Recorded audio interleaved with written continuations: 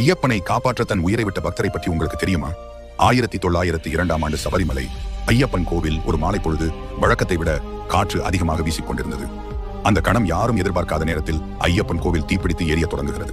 இதை கண்டு கோவிலில் வேலை செய்யும் பணியாட்கள் தீயை அணைக்க பெரும் முயற்சி செய்கின்றனர். ஆனால் எவ்வளவு முயற்சி செய்தும் அந்த தீயை அணைக்க முடியவில்லை. அதற்கு காரணம் சபரிமலை ஐயப்பன் கோவில் மரத்தாலான தூண்களை கொண்டு கட்டப்பட்டது.